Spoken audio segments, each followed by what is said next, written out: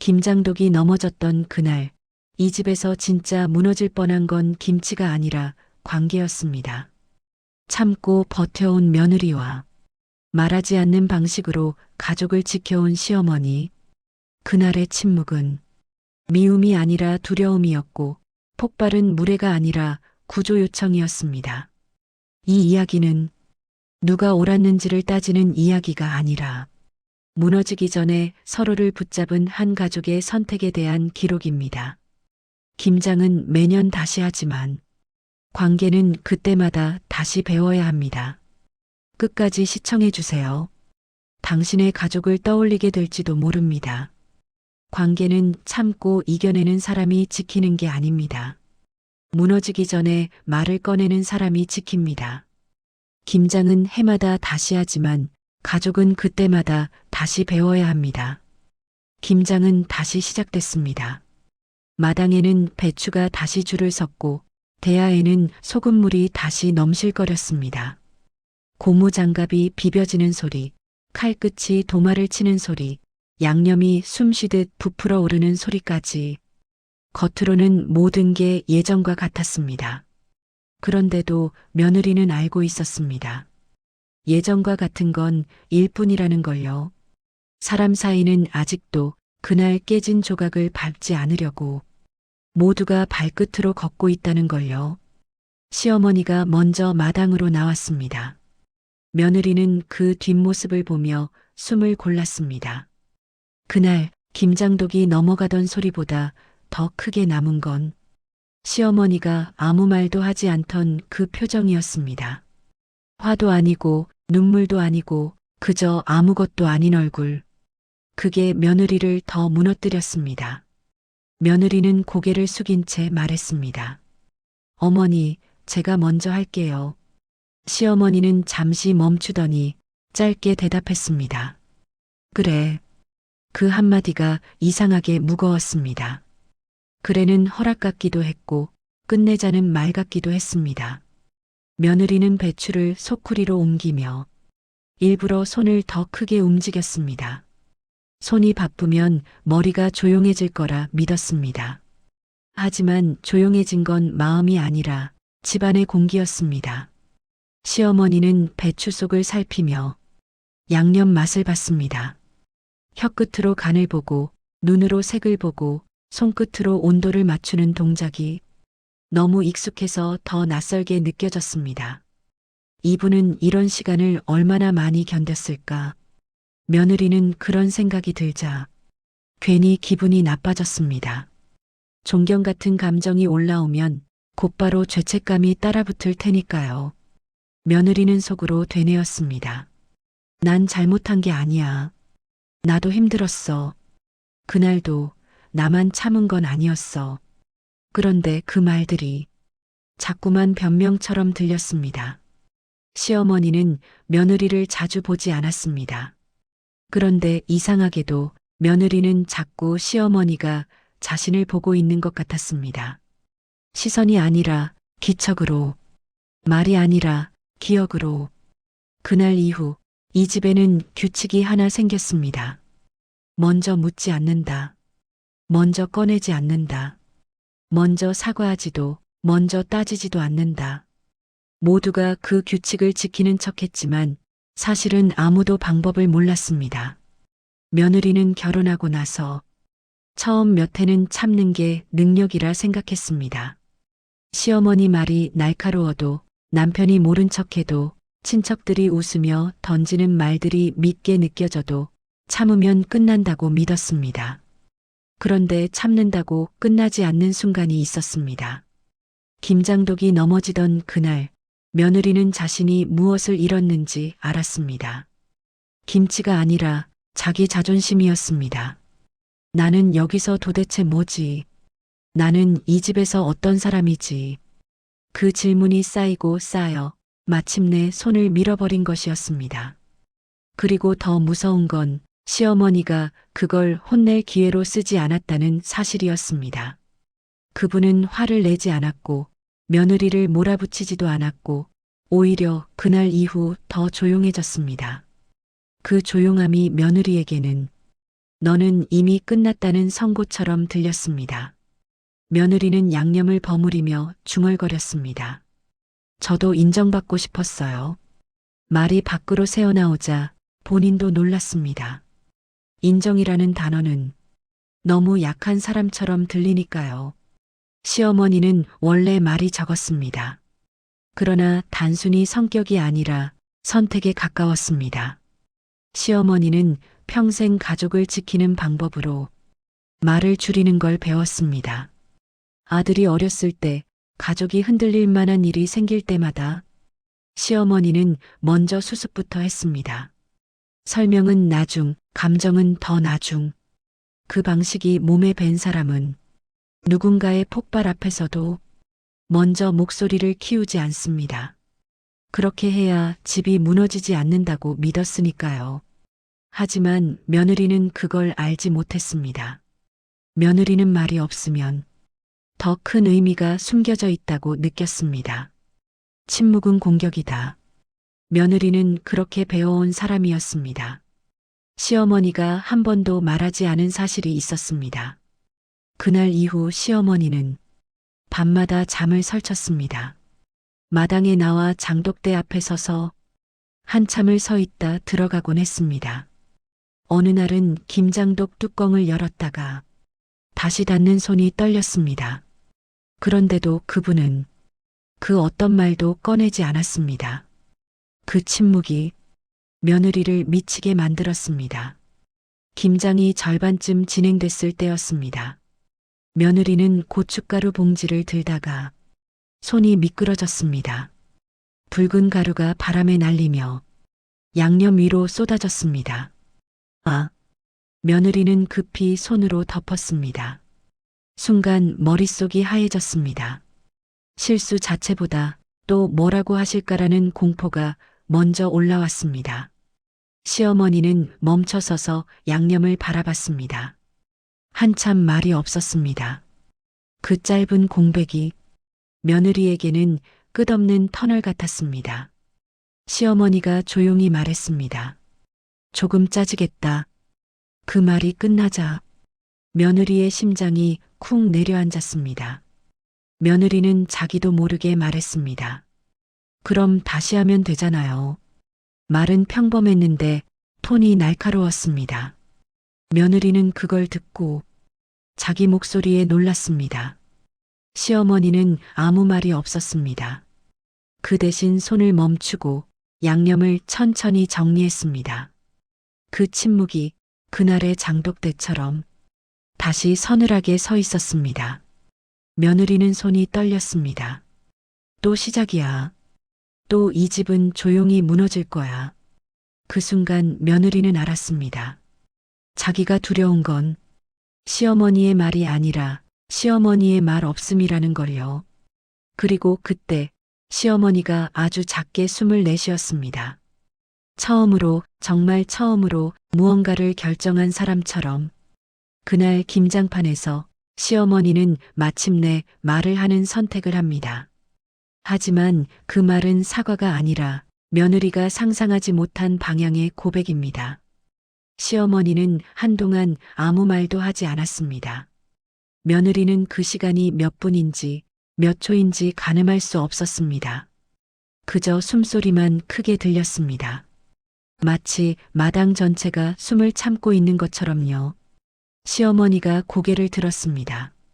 그리고 며느리를 똑바로 바라봤습니다. 그 시선은 꾸짖는 눈도 용서하는 눈도 아니었습니다. 결심한 사람의 눈이었습니다. 나는, 시어머니는 말을 멈췄다가 다시 이었습니다. 내가 일부러 그런 거 아니란 거 안다. 며느리는 아무 말도 할 수 없었습니다. 예상했던 말이 아니었기 때문입니다. 혼날 줄 알았고 타이밍을 잘못 잡았다고 들을 줄 알았습니다.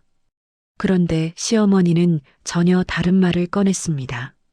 나는 내가 참다가 터졌다는 것도 안다. 그 말에 며느리의 손에서 고무장갑이 미끄러졌습니다.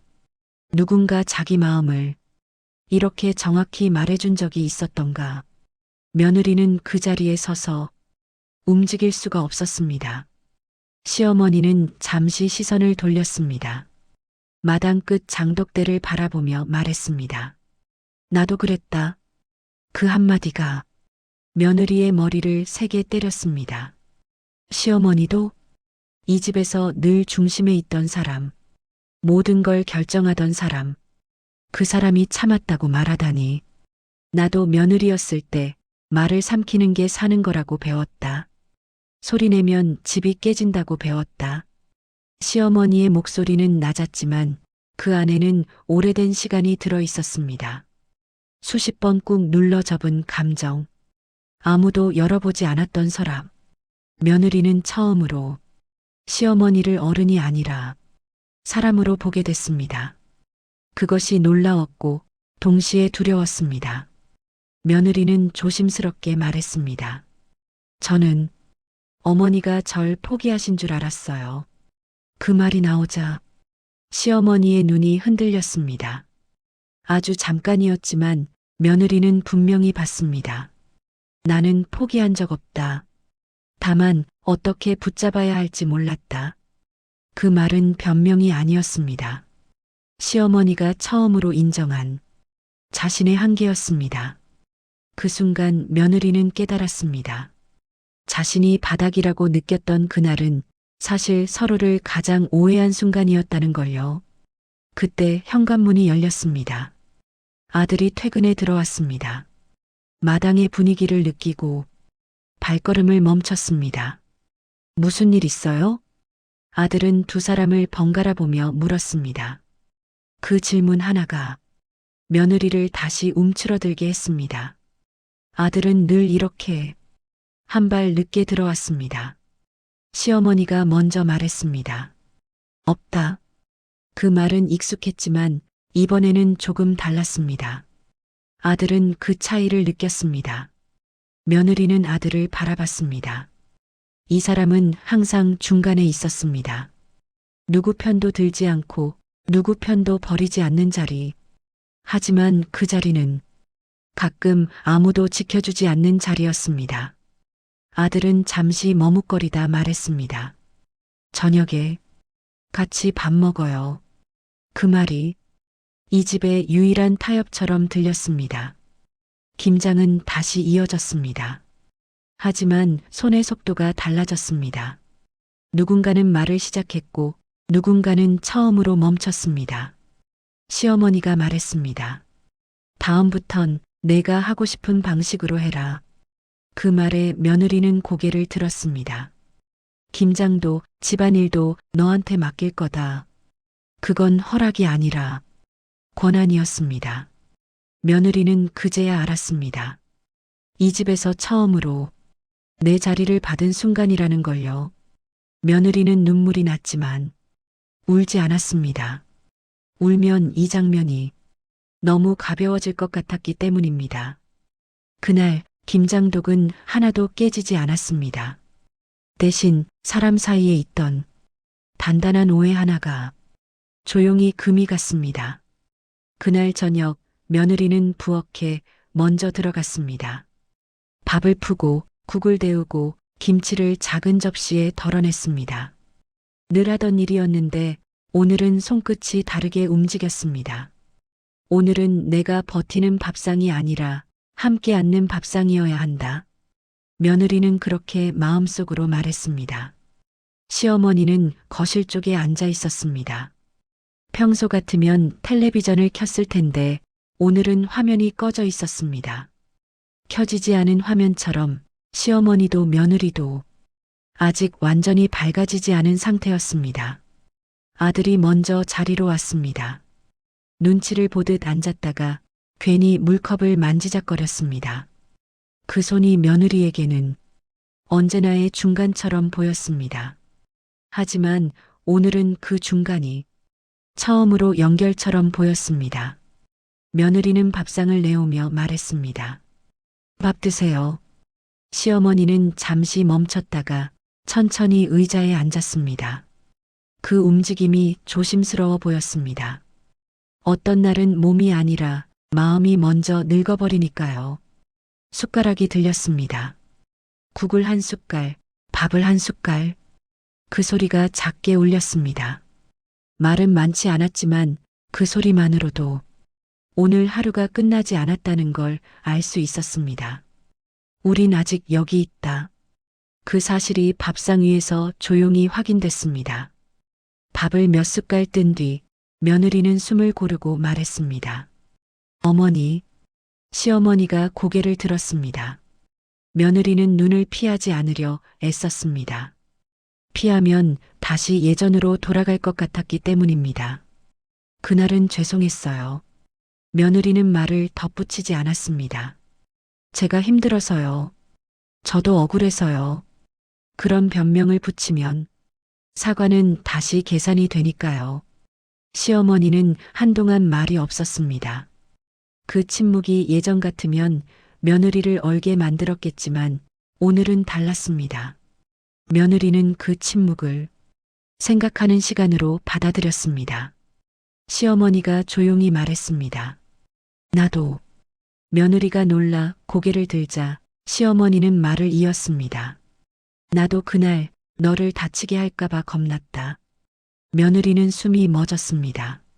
시어머니가 두려웠다는 말은 그날 시어머니가 느꼈던 감정이 화가 아니라 공포였다는 뜻이었습니다. 가족이 깨질까봐, 누군가 다칠까봐, 한 번 깨지면 다시는 못 돌아올까봐. 시어머니는 그 공포 속에서 침묵을 선택한 것이었습니다. 며느리는 조용히 고개를 끄덕였습니다. 저도요. 며느리는 한참 만에 대답했습니다. 저도 겁났어요. 제가 나쁜 사람이 되는 게 그 말이 나오자 아들이 고개를 숙였습니다. 그제야 아들도 이 싸움이 김치가 아니라 이름과 자리의 문제였다는 걸 알아버린 얼굴이었습니다. 아들은 조용히 말했습니다. 엄마, 나도 그때 아무 말 못해서 미안해. 며느리는 아들을 바라봤습니다. 그 사람은 늘 미안하다고 말하면서도 결정적인 순간엔 사라지곤 했습니다. 그런데 오늘은 달랐습니다. 미안하다는 말 뒤에 책임이 붙어 있었습니다. 아들은 말을 이었습니다. 나도 무섭더라. 두 사람이 갈라질까봐. 그래서 모른 척했어. 근데 그게 더 나쁜 거였지. 시어머니는 아들을 바라봤습니다. 그 시선에는 꾸짖음도 있었고 이해도 있었습니다. 부모는 자식을 미워할 수 없어서 대신 더 많이 참는 사람들이니까요. 며느리는 아들의 말이 완벽하다고 생각하지 않았습니다. 그렇지만 오늘 아들이 처음으로 중간이 아니라 집에 한 사람으로 서고 있다는 건 느꼈습니다. 그게 며느리에게는 작지만 분명한 변화였습니다. 며느리는 설거지를 하다가 문득 마당을 바라봤습니다. 장독대는 어둠 속에서도 보였습니다. 그날 넘어졌던 자리, 오늘 아무 일 없었던 것처럼 서 있는 자리. 하지만 며느리는 압니다. 독이 세워졌다고 마음까지 세워진 건 아니라는 것을요. 며느리는 손을 멈추고 시어머니에게 말했습니다. 어머니, 다음 김장은 같이 계획해요. 저 혼자 끙끙대다가 터지기 전에. 그 말이 며느리에게는 약속이었습니다. 참는 약속이 아니라 말하는 약속. 혼자 견디지 않겠다는 약속. 시어머니는 잠시 멈췄다가 대답했습니다. 그래. 그리고 덧붙였습니다. 대신 너도 너무 멀리 가지 마라. 그 말은 통제가 아니라 붙잡아주는 말이었습니다. 시어머니가 할 수 있는 방식으로 최선을 다해 건넨 손이었습니다. 며느리는 고개를 끄덕였습니다. 네. 저도 도망치지 않을게요. 그날 밤 며느리는 침대에 누워 오래도록 눈을 감지 못했습니다. 하지만 불안해서가 아니었습니다. 처음으로 마음이 정리되는 소리를 들었기 때문입니다. 큰 해결이 아니라 작은 합의, 완벽한 화해가 아니라 다시 시작할 수 있는 틈, 그 틈이 생겼다는 것만으로도 며느리는 숨을 쉬기가 쉬워졌습니다. 그리고 며느리는 알게 됐습니다. 시어머니가 했던 다른 선택은 누군가를 이기는 선택이 아니었습니다. 무너진 집을 더 무너지게 하지 않으려는 선택. 누군가의 이름이 상처가 되지 않게 하려는 선택. 그 선택이 있었기에 오늘 밥상은 다시 돌아왔습니다. 김장은 매년 다시 옵니다. 그래서 우리는 매년 같은 일을 한다고 생각합니다. 하지만 사실은 매년 다른 관계를 배우는 겁니다. 어제의 말투가 오늘은 상처가 되고 어제의 침묵이 오늘은 벽이 되기도 합니다. 그럴 때 필요한 건 완벽한 사람이 되는 게 아니라 다시 손을 내미는 사람이 되는 것입니다. 참아낸 사람이 이기는 집이 아니라 말할 줄 아는 사람이 살아남는 집. 그 집이 오래 갑니다. 그리고 무엇보다 가족은 정답이 아니라 과정입니다. 깨지지 않아서 이어지는 게 아니라 깨지고도 다시 세우며 이어지는 것입니다. 오늘 김장독은 멀쩡했습니다. 하지만 진짜로 세워진 건 독이 아니라 마음이었습니다. 관계는 끝나는 게 아니라 다시 배우는 과정입니다. 다음 날 아침 며느리는 알람보다 먼저 눈을 떴습니다. 어제의 대화가 꿈처럼 느껴질까봐 괜히 부엌으로 먼저 내려왔습니다. 싱크대 위에는 전날 씻어둔 그릇들이 말라 있었고 식탁 위에는 아무도 치우지 않은 물컵이 그대로 놓여 있었습니다. 며느리는 그 풍경이 이상하게 반가웠습니다. 모두가 급하게 도망치지 않았다는 증거 같았기 때문입니다. 시어머니는 잠시 뒤 부엌으로 나왔습니다. 평소처럼 말없이 냉장고 문을 열었고 김치통을 하나 꺼냈습니다. 며느리는 그 순간을 놓치지 않고 말했습니다. 어머니, 그건 제가 할게요. 시어머니는 잠깐 멈췄다가 고개를 저었습니다. 아니다. 같이 하자.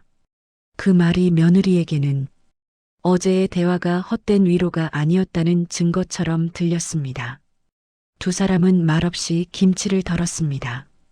젓가락이 부딪히는 소리, 김치 국물이 접시에 닿는 소리, 아주 사소한 소리들이 집안을 다시 채우고 있었습니다. 그날 아침 이 집은 비로소 평소로 돌아온 게 아니라 조심스럽게 새로워진 평소를 맞이하고 있었습니다. 며느리는 출근 준비를 하며 거울을 봤습니다. 어제와 같은 얼굴이었지만 표정은 어딘가 달라 보였습니다. 참아야 할 이유보다 말해도 괜찮은 순간을 하나 더 알게 된 얼굴이었습니다. 며느리는 스스로에게 약속했습니다. 다음에 서운해지면, 다음에 억울해지면 김장독이 넘어갈 때까지 참지 않겠다고, 작게라도 먼저 말하겠다고, 상대가 틀렸다는 증거를 모으기 전에 내 마음이 어디서 다쳤는지부터 말하겠다고. 그 다짐은 거창하지 않았습니다. 다만 더 이상 혼자 견디지 않겠다는 선택이었습니다. 며느리는 이제 알았습니다. 관계는 한 번의 폭발로 끝나는 게 아니라 수없이 작은 침묵으로 망가진다는 걸요. 그래서 그 침묵을 조금씩 걷어내는 사람이 되기로 했습니다. 그날 밤 시어머니는 혼자 마당에 나왔습니다. 장독대 앞에 서서 한참을 바라보다가 아무도 없는 걸 확인한 뒤 낮게 말했습니다. 그래도 다행이다. 그 말은 누군가에게 들리기 위한 말이 아니었습니다. 자기 자신에게 건네는 말이었습니다. 시어머니는 며느리의 얼굴을 떠올렸습니다. 어제보다 조금 덜 굳어있던 눈, 조심스럽게 말을 고르던 목소리. 시어머니는 그 모습을 보며 마음속으로 인정했습니다. 이제 이 집은 자기 혼자 버티는 집이 아니라는 것을요. 시어머니는 장독대 뚜껑을 한 번 더 확인하고 천천히 집 안으로 들어갔습니다. 김장은 끝났지만 관계는 아직 익는 중이라는 걸 알고 있었기 때문입니다. 그리고 그 익는 시간을 이번에는 혼자서만 감당하지 않아도 된다는 걸 시어머니는 처음으로 받아들이고 있었습니다. 며느리는 며칠 뒤 마당에 혼자 서 있었습니다. 장독대 앞에 서니 그날의 소리가 다시 떠올랐습니다. 항아리가 기울던 순간 땅에 닿던 둔탁한 소리, 그리고 그 뒤를 덮던 침묵. 며느리는 그 기억이 아직도 몸에 남아있다는 걸 느꼈습니다. 그때 시어머니가 뒤에서 다가왔습니다. 기척이 있었는데도 며느리는 돌아보지 않았습니다. 도망치고 싶지 않았기 때문입니다. 시어머니가 옆에 섰습니다. 두 사람은 나란히 장독대를 바라봤습니다. 그날 시어머니가 먼저 말을 꺼냈습니다. 나는 내가 무너진 줄 알았다. 며느리는 숨을 고르고 대답했습니다. 저도요. 어머니가 저를 버린 줄 알았어요. 말은 짧았지만 그 안에는 그날의 모든 오해가 담겨 있었습니다. 두 사람은 더 이상 덧붙이지 않았습니다. 이미 충분히 이해했기 때문입니다. 그날의 김장독은 사실 두 사람 모두의 마음이 기울어진 순간이었습니다. 시어머니는 장독대를 한 번 더 바라보다가 말했습니다. 나는 내가 잘못했다고 생각하지 않는다. 그 말은 며느리에게 이 집에서 처음으로 받은 무죄 선고 같았습니다. 시어머니는 천천히 말을 이었습니다. 다만 내가 겁이 났다. 내가 지켜온 방식이 너를 다치게 했을까봐. 그 말은 시어머니가 처음으로 자기 방식을 내려놓는 순간이었습니다. 며느리는 고개를 끄덕였습니다. 저도요. 제가 터진 게 어머니를 다치게 했을까봐 겁났어요. 그 고백은 며느리가 처음으로 자기 감정을 숨기지 않은 순간이었습니다. 그날 두 사람은 누가 더 옳았는지를 따지지 않았습니다. 대신 누가 더 무서웠는지를 말했습니다. 그리고 그 무서움이 서로를 향한 적이가 아니었다는 걸 알게 됐습니다. 그날 저녁 아들은 마당에서 두 사람을 봤습니다. 나란히 서 있는 뒷모습, 말이 없어도 더 이상 등을 돌리고 있지 않은 모습. 아들은 그 장면을 보고 가슴이 묵직해졌습니다. 아들은 조용히 다가와 말했습니다. 이 집이 이렇게 서 있는 게 맞는 거죠? 시어머니는 잠시 생각하다 대답했습니다. 그래. 서로 기대면서 서는 집. 며느리는 아들을 바라봤습니다. 그동안 혼자라고 느꼈던 순간들이 조금씩 정리되는 느낌이었습니다. 아들은 그날 처음으로 도망치지 않았습니다. 상황을 끝내려 하지도 않았고 중간에서 흐리지도 않았습니다. 그저 그 자리에 서 있었습니다. 며느리는 그 모습을 보며 생각했습니다. 집은 누군가가 대신 버텨주는 곳이 아니라 각자 자기 무게를 인정하는 곳이라는 걸요. 며느리는 밤에 혼자 방에 앉아 오늘을 정리했습니다. 김장은 끝났고 김치통은 냉장고에 들어갔고 집은 다시 조용해졌습니다. 하지만 이 조용함은 도망치기 위한 침묵이 아니었습니다. 며느리는 처음으로 알았습니다. 시어머니의 침묵에는 사랑도 있었고 두려움도 있었고 지키려는 마음도 있었다는 걸요. 그리고 자신의 폭발에는 억울함 뿐 아니라 인정받고 싶은 마음이 있었다는 걸요. 그날 이후 이 집에서는 완벽한 화해를 기대하지 않기로 했습니다. 대신 다시 어긋나면 다시 말하기로 했습니다.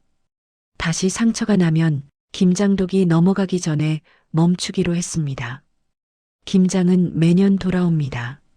그래서 우리는 같은 일을 반복한다고 생각합니다. 하지만 김장은 늘 다른 관계를 남깁니다. 그의 우리가 어떤 선택을 했는지가 그 집의 맛이 됩니다. 그날 김장독은 다시 세워졌습니다. 그러나 진짜로 바로 선 건 독이 아니라 사람의 마음이었습니다. 그리고 그 마음은 이제 혼자서만 버티지 않아도 되는 마음이었습니다. 며느리는 며칠 뒤 냉장고에서 김치통을 꺼냈습니다. 김장한 지 시간이 조금 지나 김치에서 막 익기 시작한 냄새가 났습니다. 며느리는 그 냄새를 맡고 잠시 멈췄습니다. 이상하게도 그날의 긴장보다 오늘의 평온이 먼저 떠올랐기 때문입니다. 며느리는 혼잣말처럼 웃었습니다. 이번 김치는 맛있겠다. 그 말이 단순한 음식 평가가 아니라는 걸 며느리 자신이 더 잘 알고 있었습니다.